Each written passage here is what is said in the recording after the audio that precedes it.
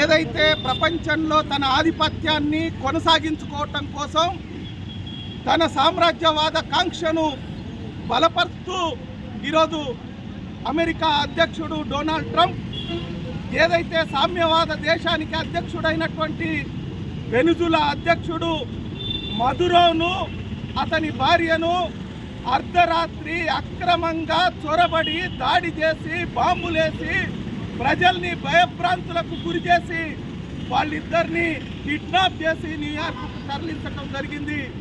దీన్ని ఈ ప్రపంచంలో ఉన్నటువంటి అనేక సామ్యవాద దేశాలు, ప్రపంచ దేశాలు ఈరోజు ఖండిస్తూ ఉన్నాయి.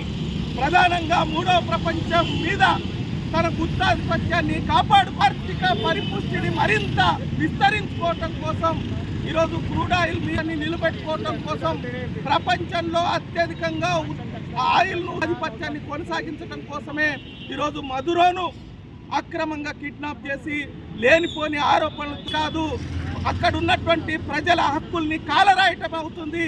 దీనిపైన భారత ప్రభుత్వం ప్రధానంగా నరేంద్ర మోడీ ప్రకటన చేయాలి. ఈరోజు మదురోకు అండగా నిలబడాలనేటువంటిది సిపిఎం పార్టీగా డిమాండ్ చేస్తూ ఉన్నాం. లేకపోతే అమెరికన్ సామ్రాజ్యవాదానికి చరిత్ర సృష్టించినోడు ఇప్పుడు ఆ చరిత్రని తిరగరాయబోతున్నాడు. అబద్ధాల గోడల్ని బద్దలు కొట్టి నిజాలను రాగా మీ ముందుంచబోతున్నాడు. నిజమైన వార్తల కోసం వెంటనే డౌన్లోడ్ చేసుకోండి రా యాప్ని.